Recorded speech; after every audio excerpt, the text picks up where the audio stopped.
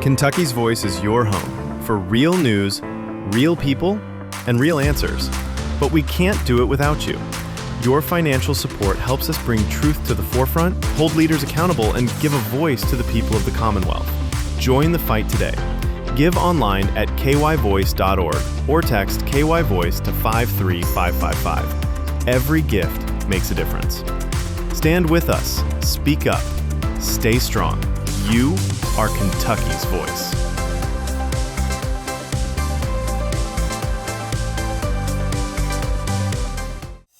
Are you ready to stand for truth?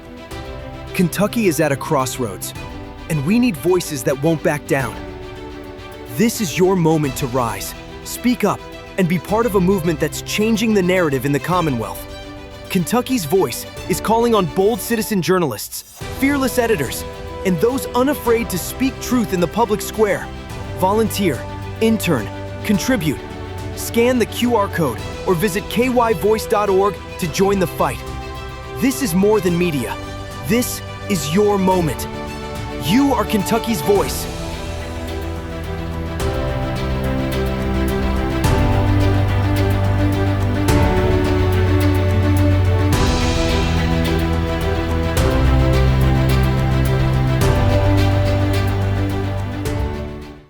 Open borders, shameful abandonment, disregard for human life, the prospect of more mandates and lockdowns, and the list goes on.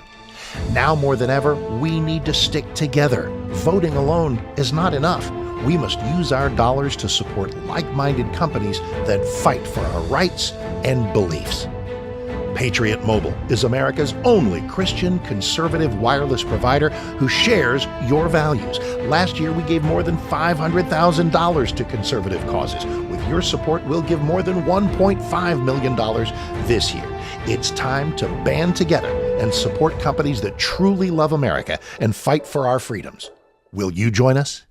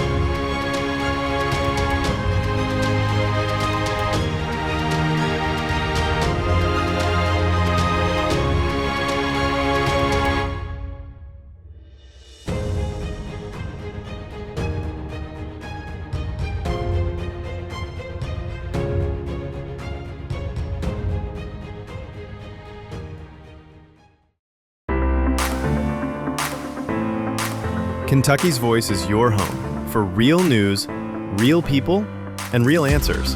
But we can't do it without you. Your financial support helps us bring truth to the forefront, hold leaders accountable, and give a voice to the people of the Commonwealth. Join the fight today. Give online at kyvoice.org or text KYVoice to 53555. Every gift makes a difference. Stand with us. Speak up. Stay strong. You are Kentucky's voice.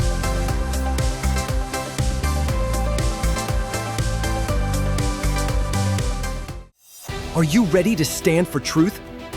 Kentucky is at a crossroads, and we need voices that won't back down. This is your moment to rise, speak up, and be part of a movement that's changing the narrative in the Commonwealth. Kentucky's Voice is calling on bold citizen journalists, fearless editors, and those unafraid to speak truth in the public square. Volunteer, intern, contribute. Scan the QR code or visit kyvoice.org to join the fight. This is more than media. This is your moment. You are Kentucky's voice.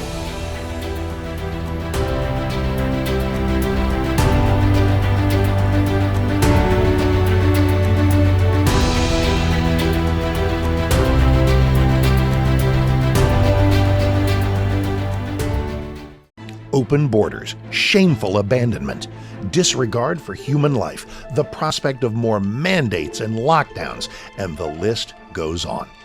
Now more than ever, we need to stick together. Voting alone is not enough.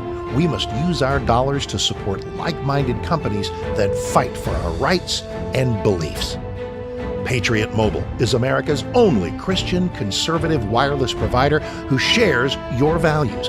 Last year, we gave more than $500,000 to conservative causes. With your support, we'll give more than $1.5 million this year.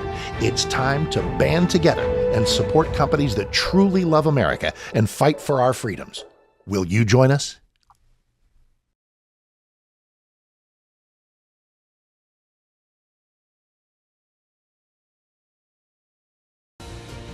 This is Kentucky's Voice Radio, covering the latest state and local issues with Tom Fallbush, Bob Scott, and Jim Waters. And welcome, everybody, to a wonderful day right here on Kentucky's Voice. I'm your host for the day, Andrew Cooperrider. And if you're an avid listener, you may be like, hold on a second. I think I heard your voice yesterday, too. You did. We had all the hosts came in and we did a 2-hour-long episode yesterday for Giving Tuesday, just in order to kind of let everybody hear what we have going on, what we're working on. Of course, we had some discussions on a few important things. And so if you wanted to, if you missed the chance to give, well, you can still partner with us here at Kentucky's Voice by texting KY Voice to 53555, 53555. You can text KY Voice if you want to jump in there, help out what we're doing here. Also today, as I go through these stories, and I'll be laying out what we're doing, you can text 502-571-0970. Once again, that's 502-571-0970. You can text in your comments, your concerns, your questions, and they'll send them up to me here. And in the last segment, I typically respond to those. So feel free to get those in. Once again, 502-571-0970. And on today's show, we're having quite the flare-up between the Beshear administration and financial transparency. One is happening with the Trump administration. Right now, Kentucky is facing potentially a pause on SNAP benefits again, almost like relying on the government to feed you maybe isn't the best call. So we'll be digging into that story. Why is it that the Trump administration may be pausing benefits to Kentucky, and why this isn't Trump's fault, but absolutely 100% Andy Beshear's fault as he shrugs off financial transparency. Also, if you listen to my weekend show here on WGTK, comes on Sundays at 6, the Andrew Cooperrider Show, or if you listen to the Andrew Cooperrider Show podcast, which you can check out by visiting theandrewshow.com. Once again, that's theandrewshow.com. You heard me go in depth covering about Beshear shrugging off financial transparency when it comes to turning over budget documents. And I want to take a second there to discuss a little bit further about what we should be doing there, only because we're coming up on the budget session.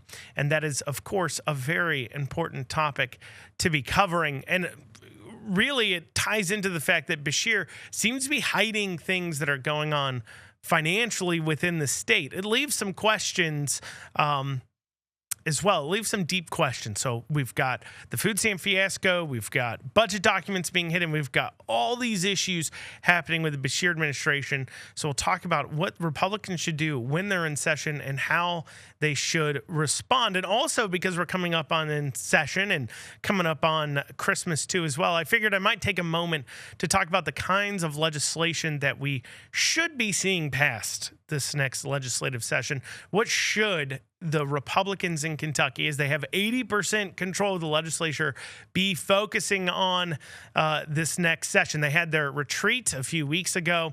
I know what they say they're going to be focusing on, so we'll be digging into that as well. So we've got a fun-filled, fully packed show. It's your opportunity, though, to get involved with the show. Those of you who listen to me know that in the last segment of this show, I always deal with your texts. I'll go through them. So once again, that text number to join into the conversation, 502-571-0970, 502-571-0970. So that's a text in your responses. Of course, we want to hear from you, hear what you have to say. And it always adds to it, too, when I hear what you guys have to chime in with. Now, if you want to send over bad things, negative things, I do have to warn you. Producer in the back does screen the text messages. And if they're too mean or they will hurt my feelings, he does not share them with me most of the time. Sometimes he does just because I find it funny and hilarious when I hear some of the liberals losing it. Who sits there and hate listens to an entire radio program? I don't know. But there are some out there who do it, and those of you who are doing it, we laugh at you. We laugh at you constantly. But we'll be back here in about another minute, kicking off into these stories here on Kentucky's Voice. Your host for the day, Andrew Cooperrider. We'll see you back here very shortly.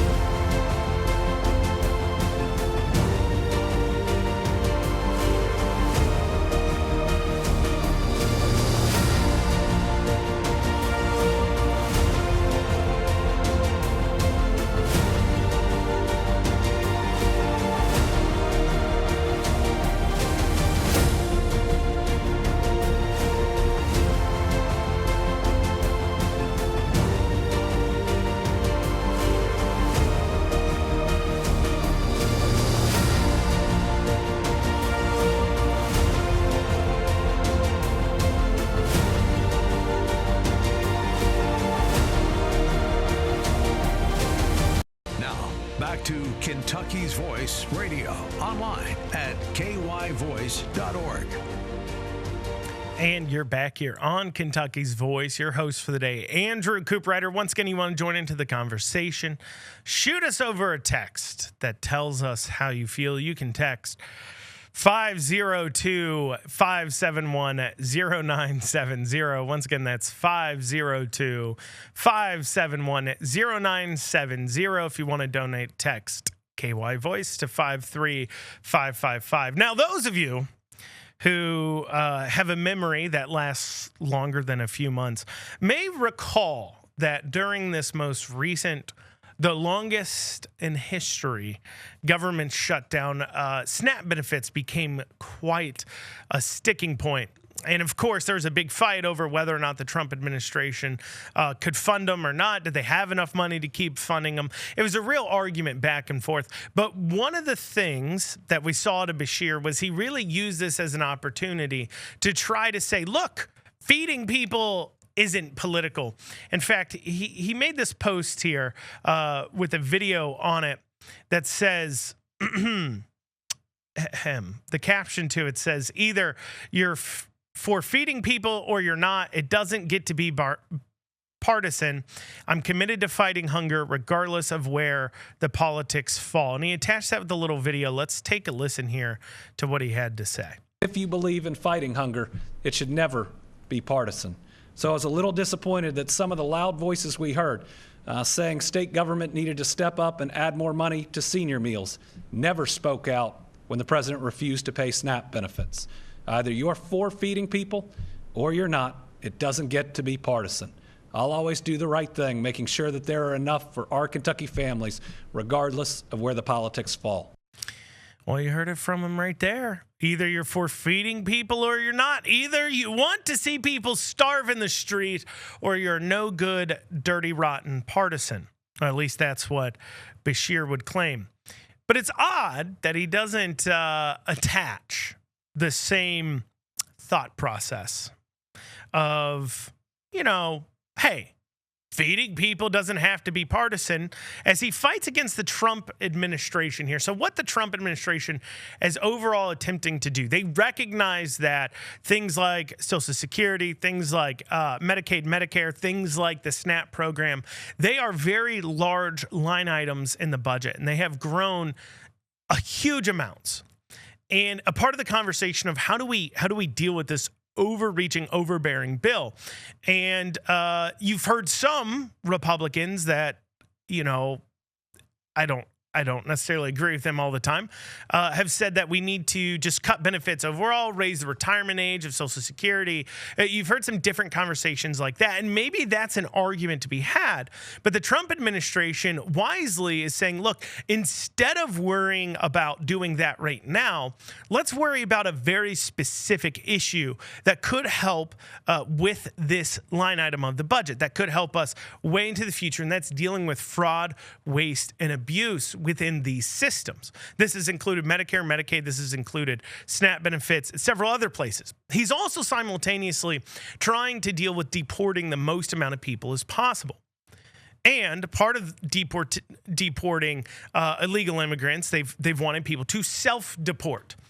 And if you want people to leave your country, a big way to do that would be to go ahead and make sure they can't continue to leech off the system. They can't continue to suck us dry. They can't continue to be a mosquito carrying malaria that poisons the rest of our system. So how do you get somebody to leave? Well, much like stray cats, if you stop feeding them, they'll leave you alone. And if you feed the stray cats, eventually they will have kittens underneath your porch. And now you're dealing with a lot more cats, okay? In the same way that if you stopped feeding, you stopped medically treating, you stopped giving them benefits paid for by the taxpayer to people that aren't even supposed to be here in the first place. Their very existence within the country is illegal, hence why they're called illegal immigrants. If we stopped supporting and enabling their law breaking, perhaps, maybe perhaps, they might leave, much like the stray cat would if you stopped feeding them. Talking to you guys, feeding stray cats outside the studio. I'm just kidding. It's all right that they lay on my car and leave paw prints. Anyways, but if we stop feeding the stray cats, they will leave. If you stop feeding the illegal immigrants, they will leave. They'll go back home.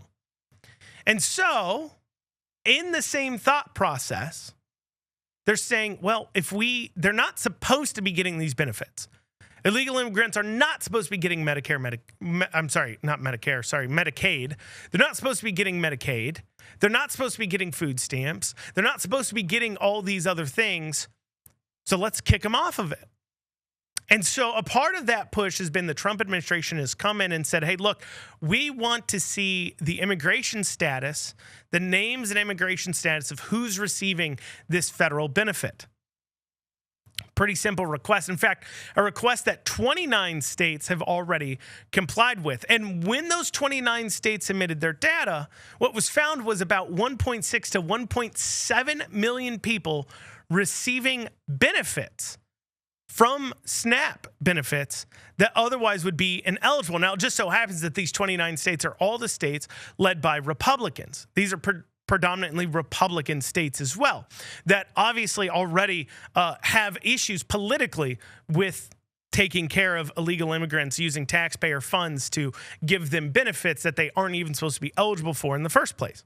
So if the states that have a political desire to take care of this issue found 1.6, 1.7 million people receiving benefits that aren't eligible, well, then how many do you think would show up in administrations run by people whose political desires are actually to keep the illegal immigrants here? And to put some numbers on this, if you think the average recipient of food stamps is receiving $350 a month, let's say, these people receiving benefits, we don't know how many kids or anything else, or even if we go lower and take this 1.7 million and say that 1.7 million we're receiving on average, let's say $150 a month in food stamps benefits, if that's just individuals, that's $255 million a month. $255 million a month. We're talking $3-4 billion a year saved just by making sure that the people receiving these benefits out of these 29 states are the proper people. Now, you may be asking, what about these other 21 states that won't share the data? Well, Kentucky falls into that category. Beshear has patently refused to turn over the data, turn over the spreadsheets saying who receives benefits and their names and their immigration statuses. Are they eligible to be receiving these benefits? Have you checked? Beshear's refused. Now, a part of the refusal comes from, they claim, privacy concerns. That's the biggest claim and argument that we hear in the courts from the Democrats. There's privacy concerns. Well, first off, if you're going to be receiving government subsidies, if you're going to be receiving money out of my pocket, out of your pocket, if you're going to be getting money from us, taken from us with force, you lose any right you had to privacy. The minute you start getting free things from the government, you no longer have a right to hide your immigration status and who you are from the government. You're receiving a benefit from them. This isn't hard to understand.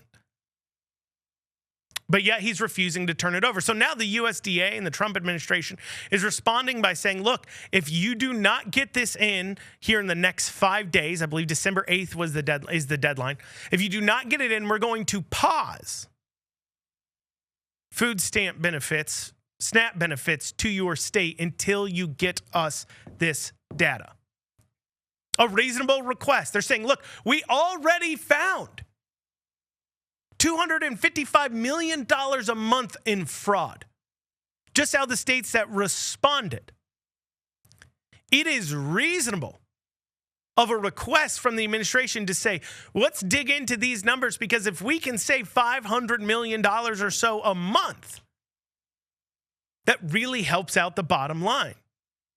It also provides us either an opportunity, one, to cut taxes to the American citizens, or two, it also provides us the ability to maybe expand benefits if that's necessary for American citizens, or better yet, just save money. Pay down our debt. I mean, this is insane. We're literally going into debt. I would bet, considering the states have submitted the data and then the populations, because you got to think, these states that aren't submitting the data, we're talking California, New York. These are populous states not putting over this data. So when you consider, yes, 29 states have, but population-wise, I don't think we've gotten to 50%. It would not be extreme at all to say we're going to save $500, $600 million a month on this program just by getting in this data. And yet these Democrat governors, including Beshear, are saying, oh, no, that's a step too far. That's a step too far. But then you also have other financial transparency concerns as well. And what's interesting to me is what the liberals and the Democrats base are saying to somehow support this. Because obviously we have the conservative base sitting here saying, look, just like me, look, we're talking big bucks here. We're talking hundreds of millions of dollars a month saved. So what are the Democrat base saying back? Well, I'll tell you what they've been saying, because I've been posting about this on social media. They've been responding. But if you want to jump in, submit your comments, you can text 502-571-0970.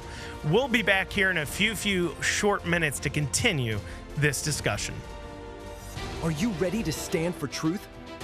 Kentucky is at a crossroads, and we need voices that won't back down. This is your moment to rise, speak up, and be part of a movement that's changing the narrative in the Commonwealth. Kentucky's Voice is calling on bold citizen journalists, fearless editors, and those unafraid to speak truth in the public square. Volunteer, intern, contribute. Scan the QR.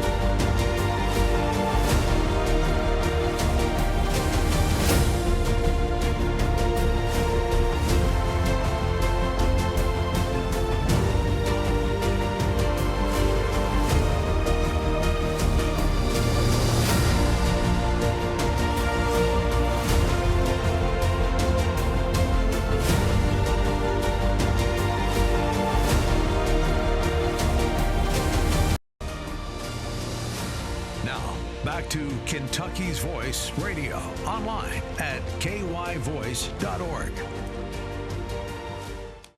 And you're back here on Kentucky's Voice. I'm your host for the day, Andrew Cooperrider. As always, if you want to join into the conversation, what we're talking about here, talking about transparency, talking about what's going on within the state regarding SNAP benefits, also Medicare, Medicaid, we'll hit upon that here in a second, and the fact that we have so many ineligible people receiving these benefits, that extreme cost to the taxpayer.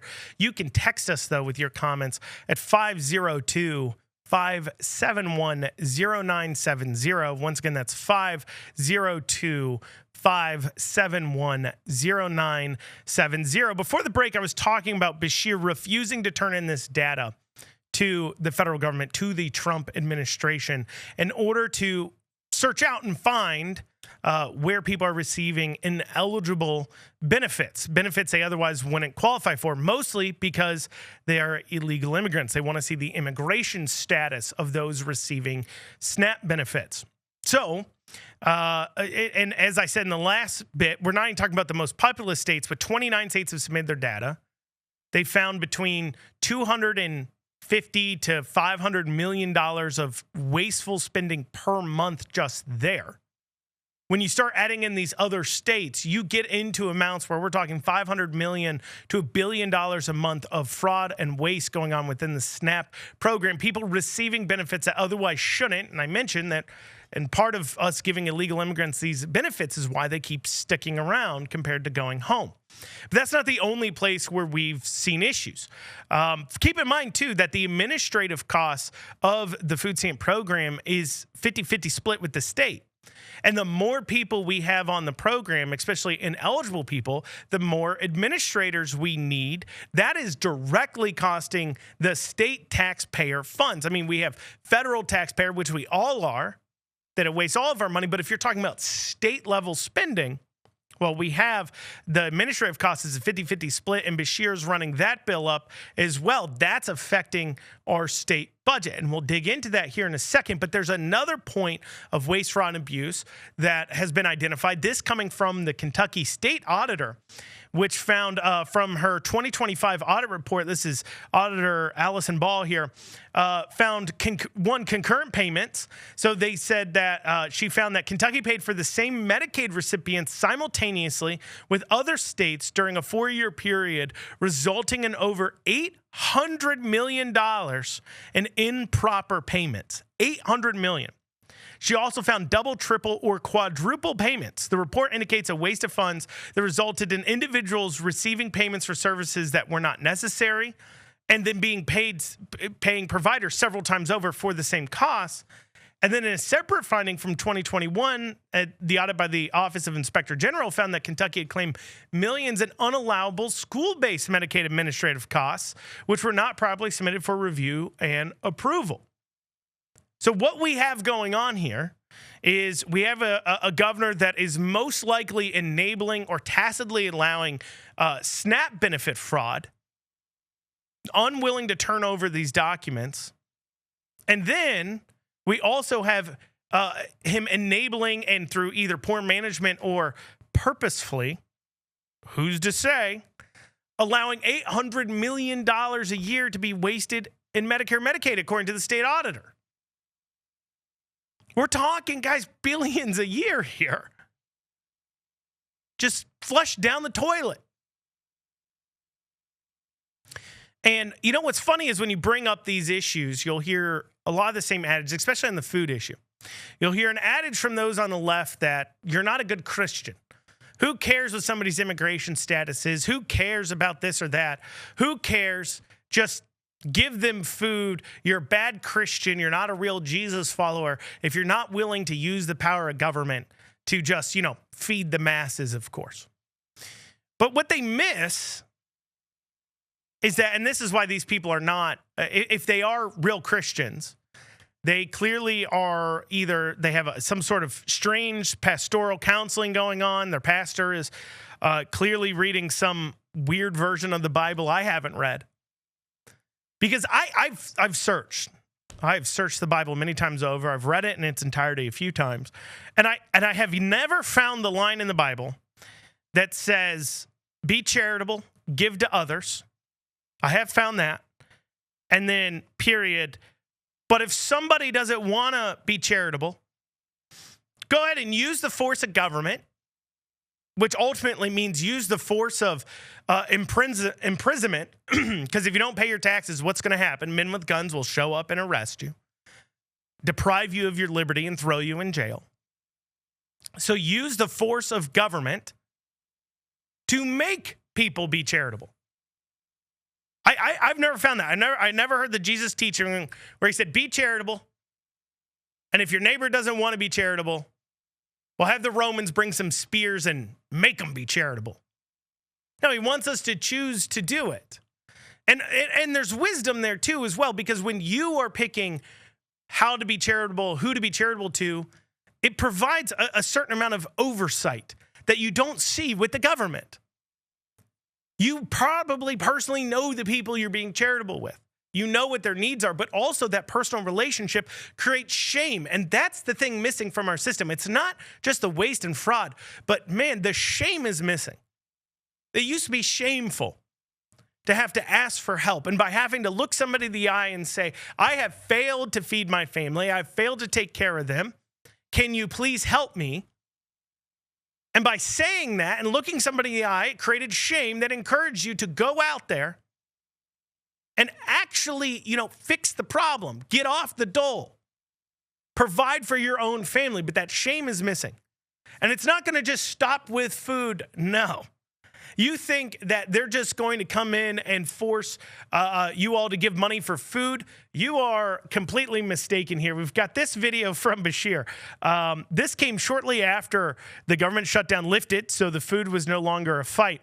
And he posted this with the caption, here, let's go ahead. Let's play the video, and then I'll tell you what the caption said. Go ahead and play that video. We have to tell the people of America not just who we're against, but what we're for.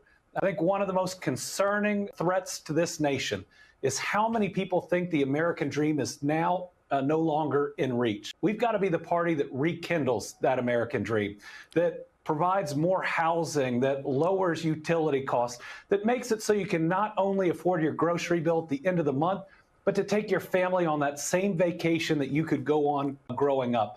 That's what the next generation deserves, and that's what we should be delivering.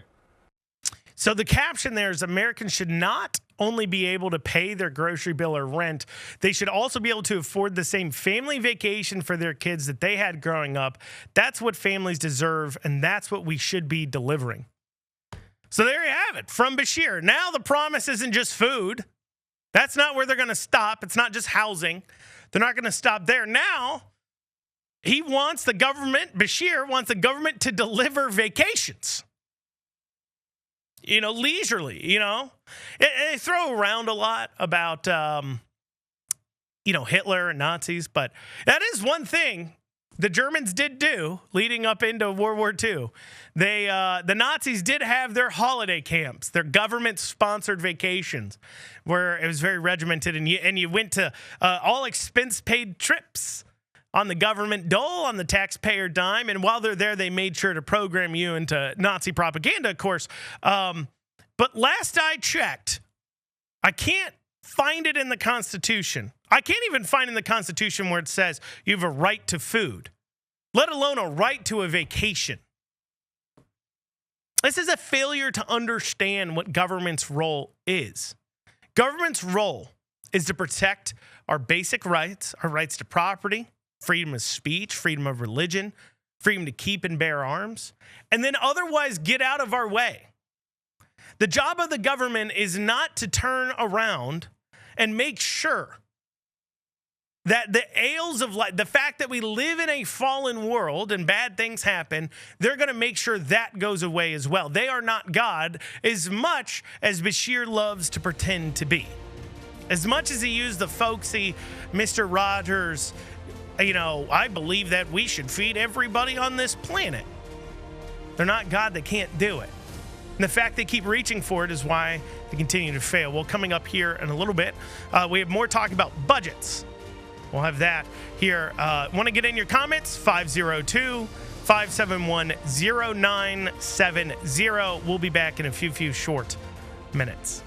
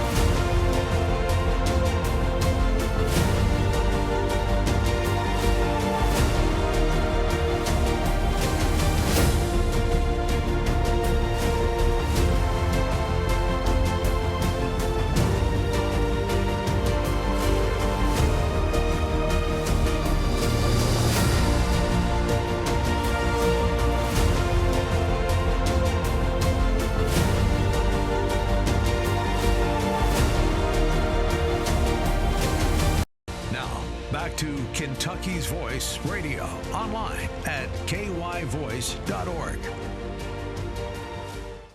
And you're back here on Kentucky's Voice, your host for the day, Andrew Cooprider, your Wednesday host. So make sure if you love what I'm saying, you love hearing me, you love seeing me, you tune in on Wednesdays. So we did have a voice message actually come in, but we prefer text because I had to hear it through the speaker. But we had a voice message come in I want to talk about real quick because that leads into the next kind of topic I wanted to mention.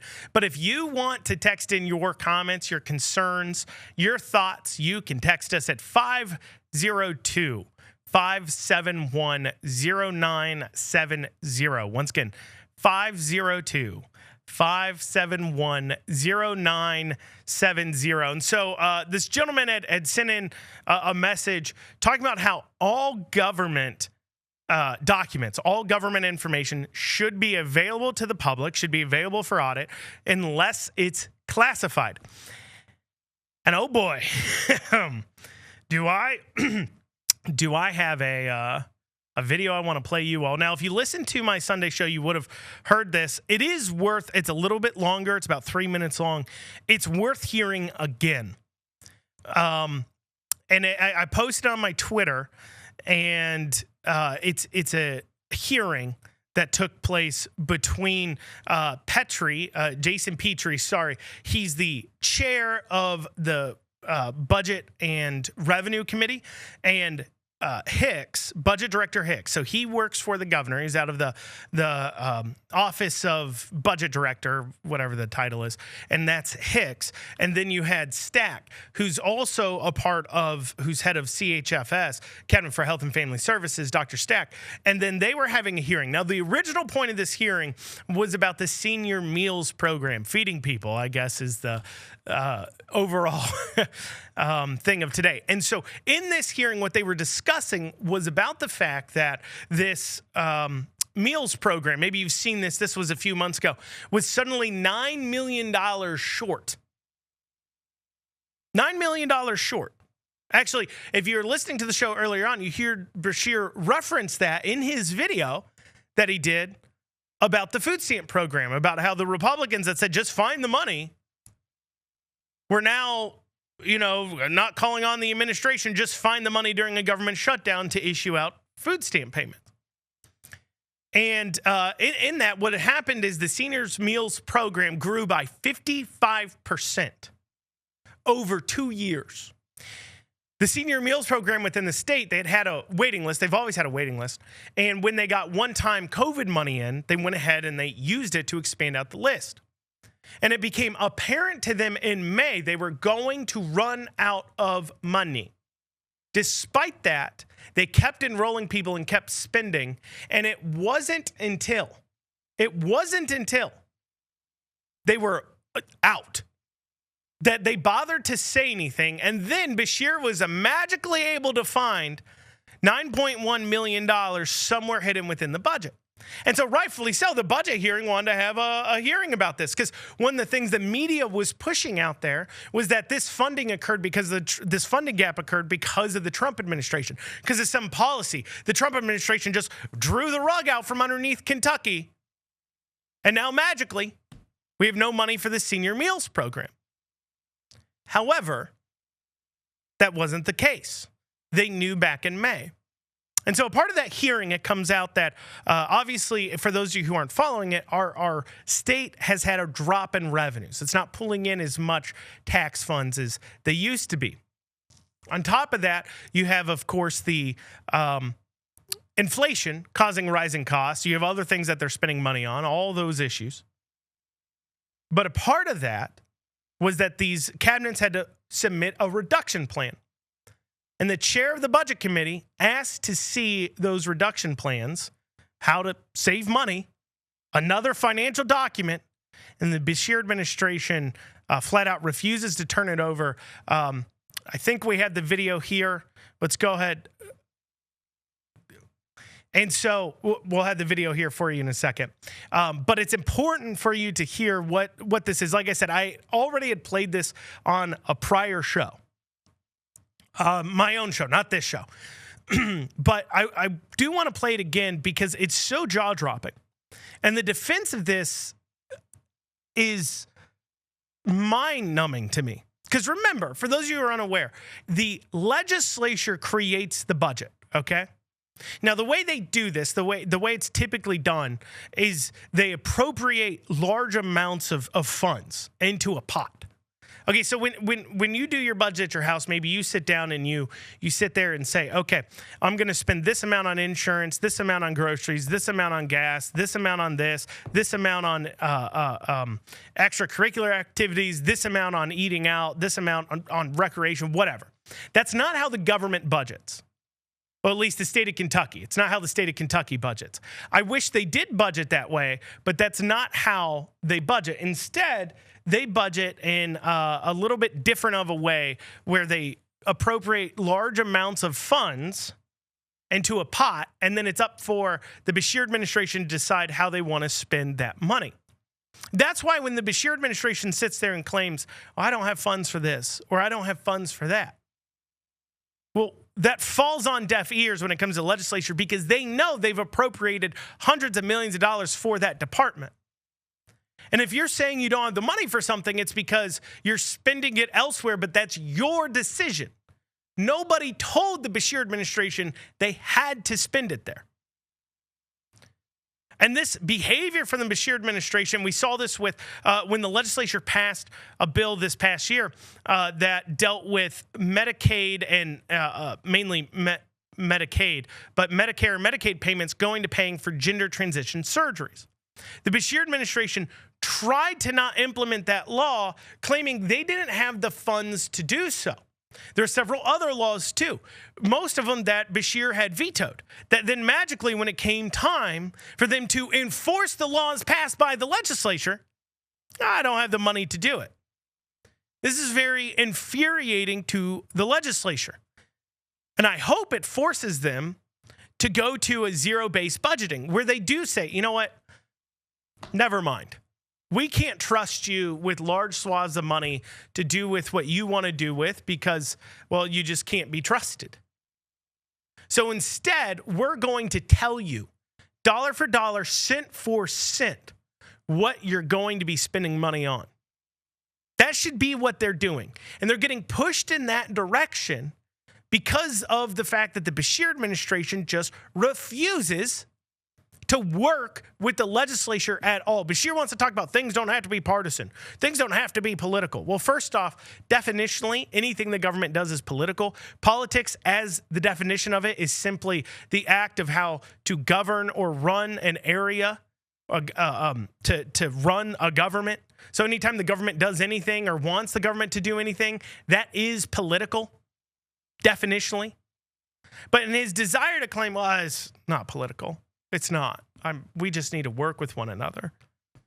But then you have altercations where you have the budget committee asking for budget documents, and then they refuse to turn it over. It's not just with the federal administration. That isn't the only people they're hiding documents from, which is insane on its own. But then you also have the state level hiding documents from. The auditor, at one point this year, the auditor had to sue to get access to documents regarding these tornado funds. So for those of you who pay attention to it, whenever there's a natural disaster, Beshear opens up some government fund that then people can donate money into. Literally taking money that otherwise would go to private charities that I think all of us believe would do a better job. But instead, he goes ahead and takes in this funds, takes in this money, and then it's now for his to control. Because that wasn't appropriated through the legislature. It isn't quote unquote tax dollars. So the legislature has no ability to tell Beshear how to spend these pots of tens of millions of dollars. And so in order to get eyes on these charitable accounts, the auditor wanted to get access to those accounts. Said, I want to see what we're spending money on. I want to see where this is going out to. Famously, one of the things that occurred here, this is funny. When Ball was treasurer, she caught this kind of after the fact, but after people started calling in. So out of one of these funds, Beshear cut $1,500 checks out to anybody that he says was damaged by the tornadoes. And in that process, he ends up cutting checks to people for $1,500 out of these accounts that people donated money into that were never damaged by the tornadoes in the first place. Like, large amounts of them. And then when Ball asked, how did you get this list of people? He said, well, I got it from FEMA. I asked FEMA for the list of people, and they gave me this list. But then FEMA turns around and says, we never gave him a list. We don't know where he got that info from. And it came right before election time. And then Auditor Ball wants to take a look at those accounts. No. Not for you to look at. This is money that was donated to, apparently Beshear believes. Beshear says the money was donated to me to spend however I want to. So we'll have this video here where we have out of the chamber, out of the committee hearing, the budget hearing, when we come back. Also, we'll be fielding your texts, your questions, your comments. So if you want to get those in, go ahead and text 502-571-0970. Once again, that's 502-571-0970. You can get your comments, your thoughts in on what we're covering today. We're talking about government transparency. We're talking about Beshear not being open with both the Trump administration and the state. We'll have this altercation that occurred within the chamber when we come back, and then we'll be dealing once again with those texts, with those questions. So you can text us 502-571-0970. Otherwise, we'll be back here in a few short minutes. Kentucky's Voice is your home for real news, real people, and real answers. But we can't do it without you. Your financial support helps us bring truth to the forefront, hold leaders accountable, and give a voice to the people of the Commonwealth. Join the fight today. Give online at kyvoice.org or text KYVoice to 53555. Every gift makes a difference. Stand with us. Speak up. Stay strong. You are Kentucky's voice.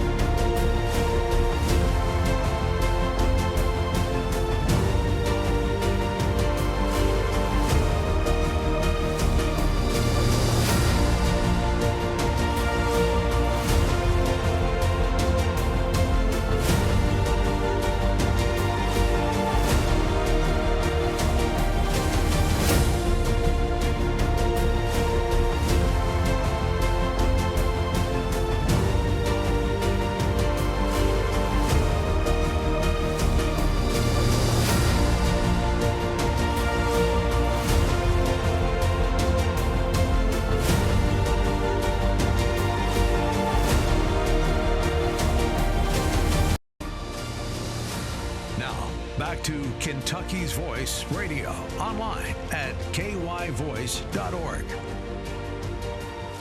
Understand that each cabinet is supposed to be coming up as of early October, coming up with a plan for those reductions and how to address them in their own.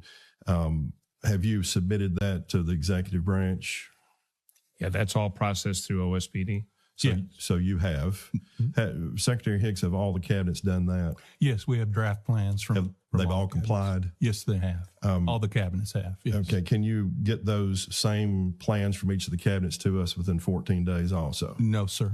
Okay. Why not? Those are preliminary draft plans that we're going to take into consideration before the governor makes his recommendation. And when the governor makes his recommendation, I'll be happy to provide those details to you.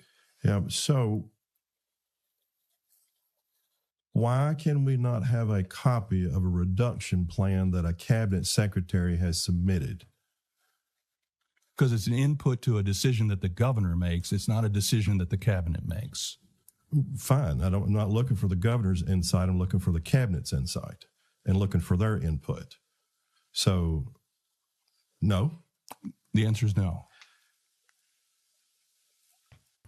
You understand what was that word that was used in the prior presentation? What was that? Do you remember it? Collaboration.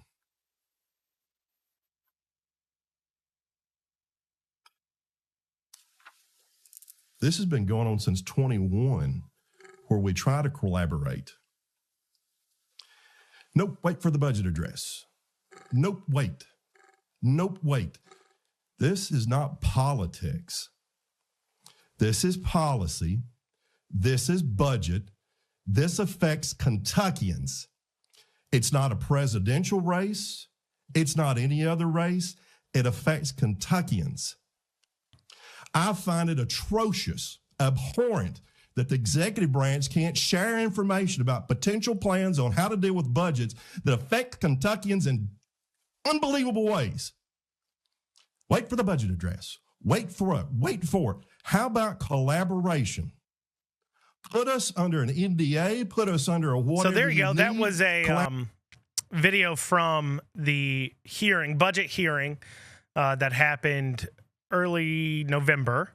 What's going on there is Representative Petrie is asking for the reduction plans or other budget cut plans that the cabinet heads have submitted into the governor, and he wants to take a look at them. Why does he want to see them and not get the governor's budget address? Well, because he knows, the way we all do, that Beshear's running for president, and if he doesn't want Beshear's spin, because, if you cut funding to something that maybe has a good name, like maybe there's a program called the Fun for Puppies and how much puppies love getting pet.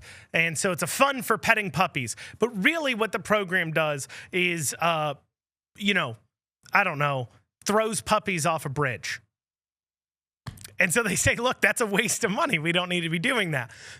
But Beshear's worried that if he puts forward a cut of funding to that program, the headlines will be, Beshear cut funds to petting puppies. That's what he's concerned about. And they don't want that spin. They want to know, where can we save money at? Let's hear from the people who are running these government departments where the waste is going on at. And the budget director, Hicks, there is refusing to turn over these financial documents. It is not the governor who makes the budget. It is the legislature. They don't need the governor's input. In fact, the last budget we made, they put out their initial draft budget before Beshear ever put out his budget because they were tired of waiting on the guy. And what do they say? No, we don't want to turn it in. We don't want to turn it over. If you have comments, you want to get them over, you can text 502-571-0970. I'm going to work through those now. 502-571-0970. First text here coming in. The actions you described by King Andy are basically those of a dictator. He wants to dictate everything. And that's pretty accurate. I mean, he literally, every single thing, for a guy who claims that he doesn't want things to be political, literally everything's a fight. Dumb things are a fight. And they don't need to be. But every single thing is an argument or a fight because he doesn't want the legislature's opinion on anything. He doesn't want to work with them. At this point, he's worried about headlines. That's why I'm suing the Trump administration. I'm suing the Trump administration. So that way, when he gets up on that debate stage during the Democrat primary for president, he can sit there and claim, I sued the president. I'm fighting Trump. That's what he wants. There you go. We got another one here. The state of Kentucky is not a charity. The bottom line is who will be punished and held accountable for fraudulent spending. Alongside that, we also have tar and feather need to return. That's two different people sent that in. But one person said the state of Kentucky is not a charity. The bottom line is who will be punished and held accountable for fraudulent spending. And then the other person kind of echoing those sentiments of holding people accountable. Tar and feather needs to return. Here's the deal. I believe it was Madison who said, I struggle to find the line in our Constitution that allows us to spend our constituents' money for benevolent reasons, essentially for charitable reasons. The founders of this country recognized it. When they were having that debate, it was actually about, I believe they were talking about helping refugees from a war that want to come to America, and they were talking about giving them money to help them start up. And Madison's sitting there saying, look, we're not a charity to this person. Kentucky's not a charity. We are not a charity. The government was never supposed to be a charity. It was instituted, once again, to protect our God-given rights. That's it. The Constitution is not a list of things that the government can do. And then all these other things. The Constitution is a limit on what the government is supposed to be doing. And this isn't just a Democrat thing. We've seen Republicans time again, Democrats time again, also going in and expanding the powers of government. Expanding the powers of government constantly. And then we wonder these things. We talk about these people going this fight over people going hungry of SNAP benefits. Maybe it's not a great idea to be relying on the government to feed our people, but nobody's talking about that. All we hear people talking about, even on the Republican side in this state, even in that own hearing where they were talking about this meals program, was how do we get more money and service more people and quote unquote help more people? Nobody's talking about how do we get people off these programs. Off these programs. I'm familiar with the way, like, for an example, the WIC program is run. And one of the biggest markers for these programs, I know an administrator of one of the WIC programs within the country. That's why I know somewhat of how their success is measured. And when they look at their area, so let's say you're over Louisville, WIC administrator over Louisville. And they look at it and they say, oh, there's 300,000 people that would be eligible for the WIC program. Our mark of success is how do we get more people enrolled on this WIC program? It should be how do we get more people able to provide for their own families and off these programs, but that's not a thought or care in the world. Doesn't cross their minds. Measure of success. How many people do we have enrolled? Measure of success. How short's a waiting list? Measure of success. How many meals are we giving out? Not how many Kentuckians are able to stand on their own 2 feet. All the time we hear from the left here. This is something I hear as a more, at least states' rights leaning / not really even states' rights person, but more of a libertarian-esque government role in people's lives. Where I talk about, look, we need to stop allowing the federal government to tell Kentucky what to do, because it's killed our industries like coal, like. We're having issues with hemp. I'm doing an interview on that later today. That'll be out later this week. Like tobacco. Killed that industry, right? How do we break free from the federal government constantly destroying Kentucky? When you look at Kentucky's coal industries, timber, the money industries, timber, coal, hemp, tobacco, now soybeans. All of these are so affected by federal policy. It's like they're breaking our leg and then asking us to, and then having us fill out forms to get a crutch from them. How do we get them to not break our leg in the first place? Then we wouldn't have to worry about how many illegal immigrants are getting these things because nobody's getting it because we're able to provide and survive on our own. But that's not a thought crossing anybody's minds. When you look at Republican or Democrat, when you look at Republican side of things, when we're talking about what their expansions are, here's a great example. This last, they had their retreat, okay, their caucus retreat. And one of the big issues they talked about was nuclear power and how they're going to do everything they can to allow a nuclear power plant to open up here in Kentucky. Well, I understand the ideas of clean energy and everything else. Last I checked, we don't have uranium mines in Kentucky. I don't even know if you need a uranium mine for a nuclear. I'm just saying things now. But what we do have is coal mines. So we're going to remove all the regulations we can to allow a nuclear power plant specifically to kill more coal jobs. Why? When we should be saying, look, remove the federal regulations on power that artificially increases the cost of coal energy. That should be what we're fighting for. Removing as many of the inflated expenses that goes into coal energy. Because, of course, they couldn't get renewable energy like wind and solar to be cheap enough. I mean, I drove by a solar farm on my way in here. All the panels covered in snow. Completely unreliable. But in order to make sure, because those are so expensive, in order to offset those costs and get that to be an attractive option, they've artificially increased the cost of coal and coal power. And so instead of fighting that, hey, let's kill more coal jobs. And those are the things that it's just, oh my goodness gracious. Just stop. Just stop. Let's see here. Got another text here. Someone says, I love your show. Thank you. Well, thank you. I'll end on that positive note. I love your show. Well, thank you for listening. I love you listening. How about that? It's good to know I'm not just screaming off into a void sometimes. But if you do like what you're hearing, you can check out the Andrew Cooperrider Show. That's on also once a week, different than this Wednesday.